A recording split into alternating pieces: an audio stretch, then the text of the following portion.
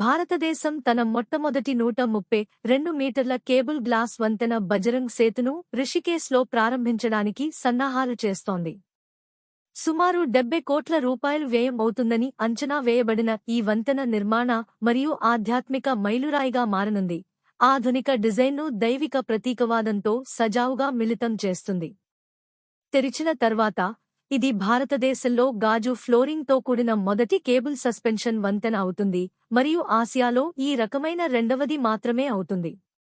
Design మరియు structural innovation. Bajrang Setu design అత్యాధునిక engineering మరియు పవిత్ర నిర్మాణ శైలి కలయికకు ప్రత్యేకంగా నిలుస్తుంది. ఈ వంతెన యొక్క జంట టవర్లు ఉత్తరాఖండ్ యొక్క ఆధ్యాత్మిక సారాన్ని సూచించే కేదార్నాథ్ ఆలయ గర్భగుడి నమూనాను పోలి ఉంటాయి. వంతెన యొక్క ఒక వైపు కేదార్నాథ్ విగ్రహం ఉంటుంది, మరొక వైపు బద్రీనాథ్ భగవానుడిని వర్ణిస్తుంది. ఇది ఈ ప్రాంతం యొక్క ద్వంద్వ ఆధ్యాత్మిక ప్రాముఖ్యతను ప్రతిబింబిస్తుంది. ఈ వంతెన 132 మీటర్ల విస్తీర్ణంలో ఉంది మరియు గంగానది క్రింద ప్రవహించే ఉత్కంఠభరితమైన దృశ్యాలను అందిస్తుంది. గాజు నడక మార్గాలు మరియు వాహన ప్రవేశం. పాదచారుల మార్గాలను 65-66 మిమీ మందపాటి పారదర్శక గాజు పలకలను ఉపయోగించి నిర్మించారు. ఇది నది యొక్క ఉత్కంఠభరితమైన కానీ సురక్షితమైన దృశ్యాన్ని అందిస్తుంది. సెంట్రల్ డెక్ ద్విచక్ర వాహనాలు మరియు తేలికపాటి 4 చక్రాల వాహనాలను ఉంచడానికి రూపొందించబడింది, స్థానిక కనెక్టివిటీని మెరుగుపరుస్తుంది. దృఢమైన నిర్మాణం బలాన్ని చక్కదనంతో మిళితం చేస్తుంది. సాంకేతికత మరియు సంప్రదాయం ఎలా సామరస్యంగా సహజీవనం చేయగలవో దానికి ఇది ఒక ప్రధాన ఉదాహరణగా నిలిచింది. కాలక్రమం మరియు ప్రారంభ షెడ్యూల్. బజరంగ్ సేతు నిర్మాణం 2022లో ప్రారంభమై అక్టోబర్ 2025 నాటికి పూర్తయ్యే దశకు చేరుకుంది. ఈ వంతెన ఈ సంవత్సరం చివరి నాటికి ప్రజల ఉపయోగం కోసం తెరవబడుతుందని, 2026 ప్రారంభంలో పూర్తి కార్యాచరణ సామర్థ్యం ఉంటుందని అధికారులు ధృవీకరించారు. 70 కోట్ల అంచనా వ్యయంతో నిర్మించబడిన ఈ ప్రాజెక్ట్ పర్యాటకం మరియు సాంస్కృతిక వారసత్వానికి మద్దతు ఇచ్చే మౌలిక సదుపాయాలపై ఉత్తరాఖండ్ యొక్క పెరుగుతున్న దృష్టిని నొక్కి చెబుతుంది. పరీక్ష ఆధారిత వాస్తవాలు. బజరంగ్ సేతు భారతదేశంలో మొట్టమొదటి కేబుల్ సస్పెన్షన్ గాజు వంతెన మరియు ఆసియాలో రెండవది.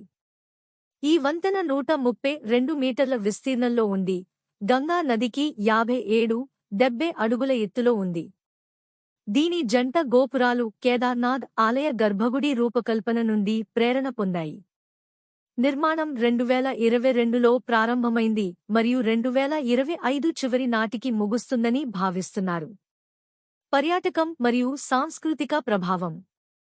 ఒకసారి పనిలోకి వస్తే బజరంగ్ సేతు వేలాది మంది సందర్శకులను ఆకర్షిస్తుందని, ఆధ్యాత్మికత, సాహసం మరియు ఆధునికతను ఏకం చేసే గమ్యస్థానంగా రిషికేశ్ ఆకర్షణను పెంచుతుందని భావిస్తున్నారు.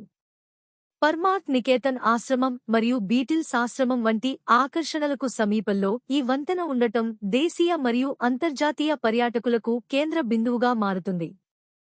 గాజు నిర్మాణాన్ని పవిత్ర ప్రతీకలతో అనుసంధానించడం ద్వారా బజరంగ్ సేతు రిషికేశ్కు ప్రపంచ పర్యాటక పటంలో కొత్త గుర్తింపును ఇవ్వనుంది.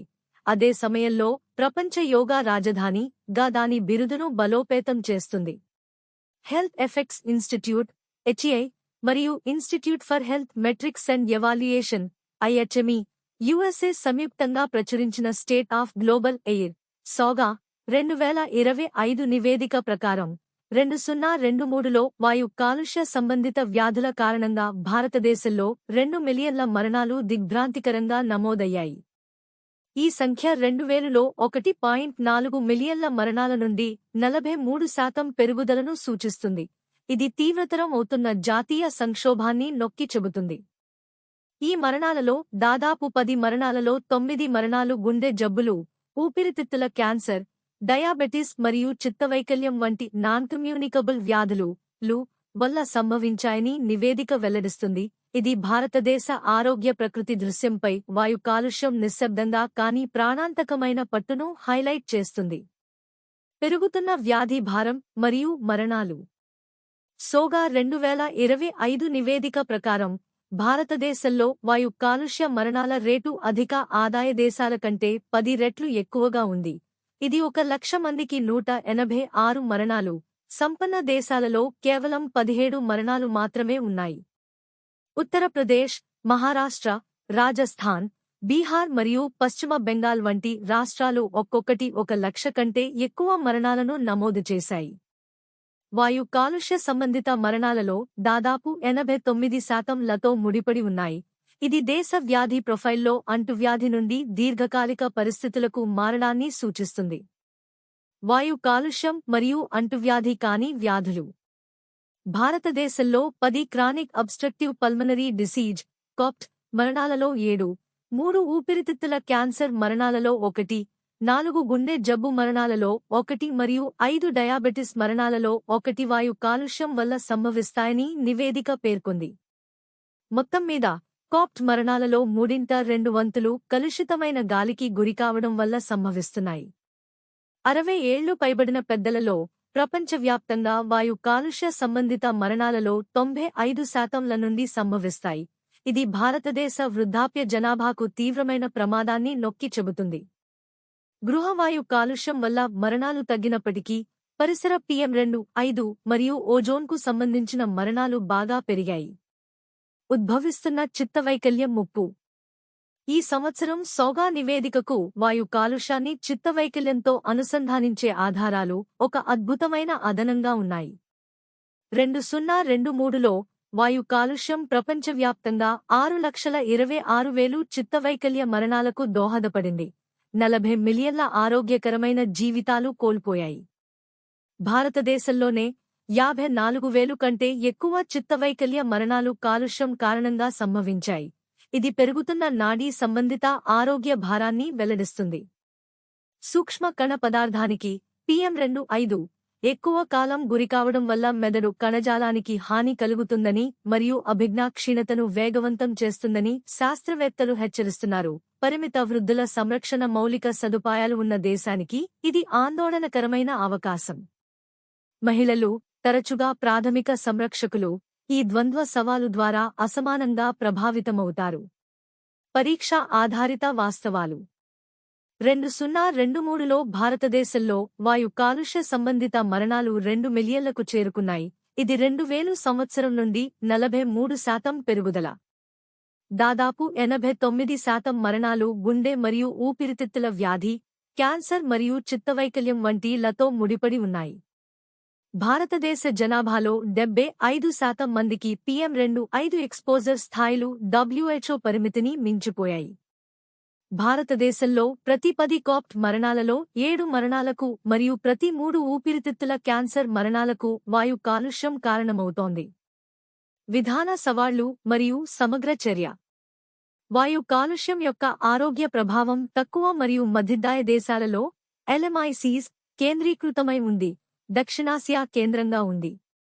వాయు కాలుష్యం ఒక ప్రముఖ NCD ప్రమాద కారకం అని UN మరియు WHO గుర్తించినప్పటికీ దాని సంఖ్యను తగ్గించడంలో పురోగతి నెమ్మదిగా ఉంది.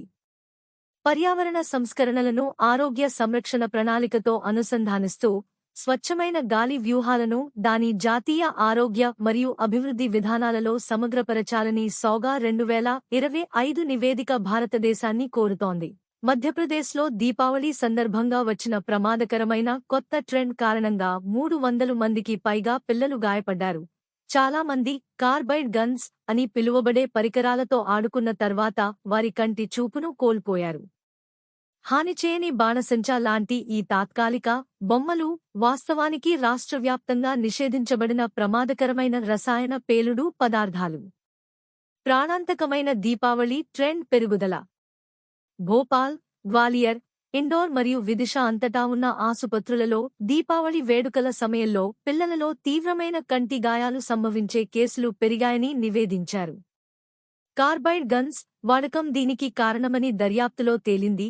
చౌకైన, స్థానికంగా తయారు చేయబడిన పరికరాలు దేశీ ఫైర్క్రాకర్ గన్స్ అని విక్రయించబడ్డాయి. బొమ్మలా కనిపించినప్పటికీ అవి హింసాత్మక పేలుళ్లను ఉత్పత్తి చేయగలవు. దీనివల్ల కార్నియల్ కాలిన గాయాలు, పగిలిపోయిన కనుపాపలు మరియు శాశ్వత దృష్టి నష్టం జరుగుతుంది. అధికారులు జోక్యం చేసుకునే సమయానికి 300 కంటే ఎక్కువ గాయాలు నమోదయ్యాయి. కనీసం 10 మంది పిల్లలు అంధులయ్యారు.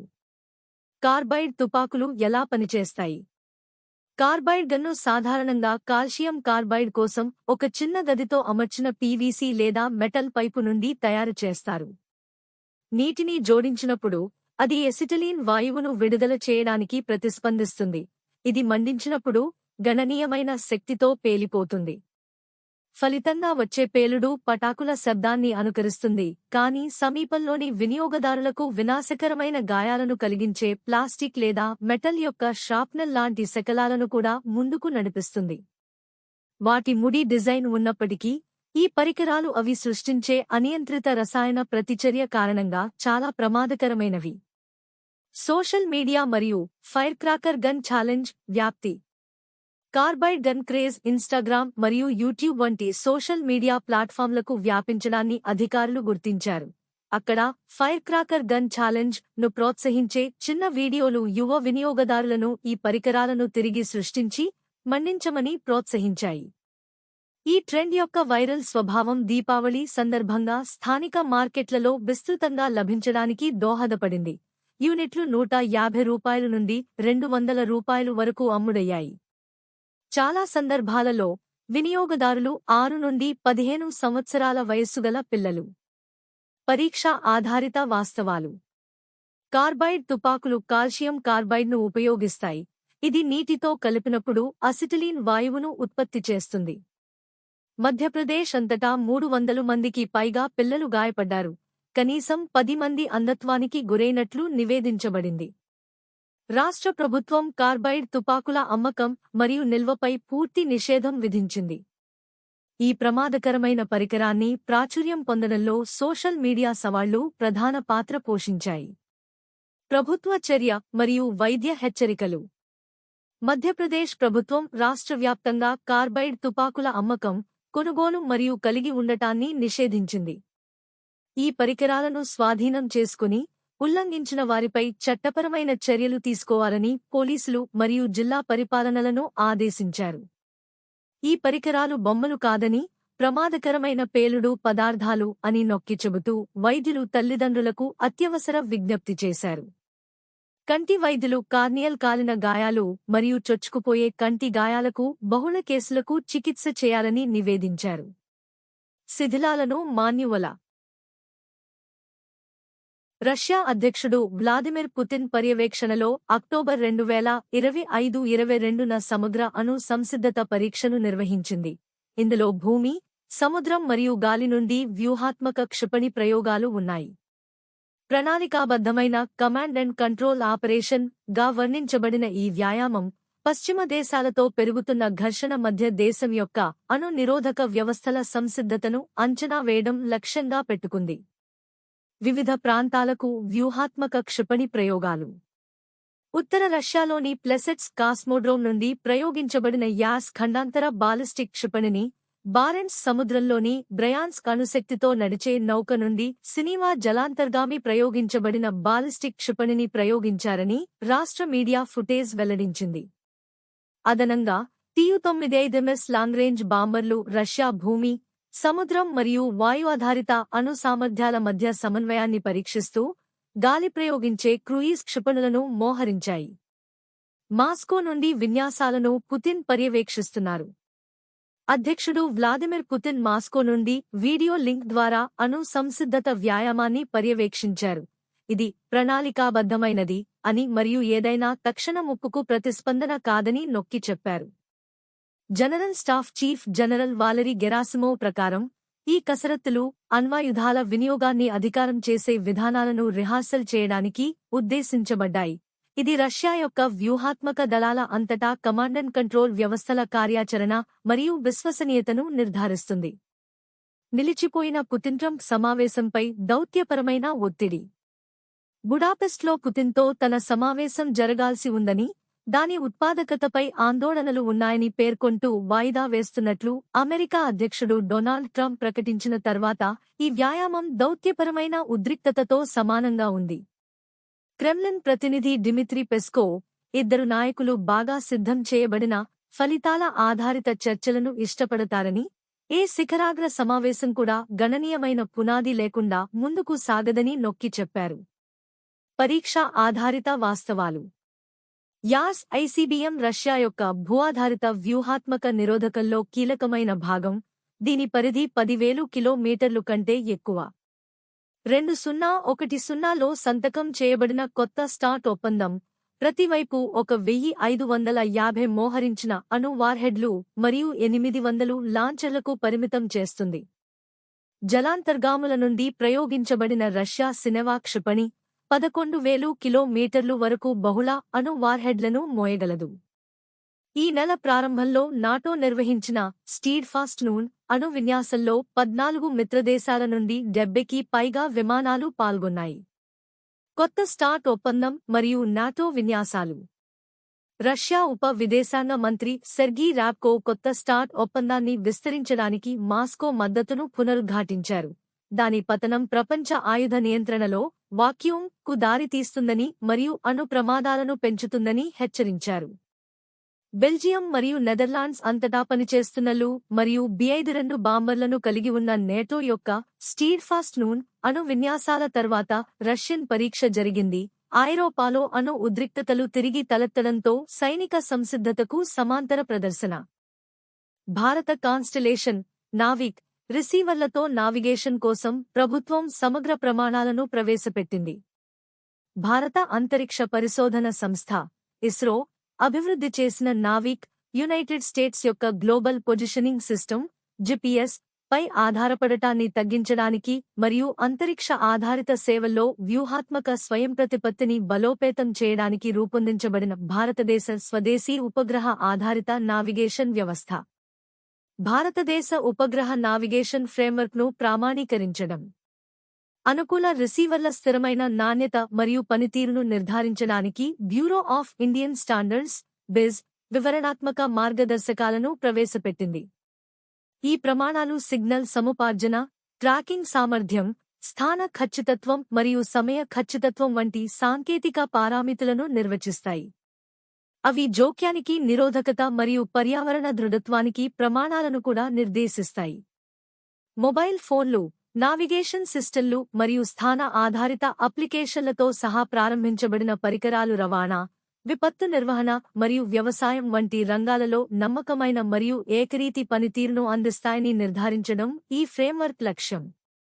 సాంకేతిక స్వావలంబన కోసం వ్యూహాత్మక పుష్. 1999 కార్గిల్ సంఘర్షణ సమయంలో అధిక ఖచ్చితమైన జీపీఎస్ డేటాకు ప్రాప్యత నిరాకరించబడిన తర్వాత స్వతంత్ర నావిగేషన్ పర్యావరణ వ్యవస్థను నిర్మించాలనే భారతదేశం యొక్క దీర్ఘకాలిక దృక్పథంలో ఈ కొత్త విధానం భాగం.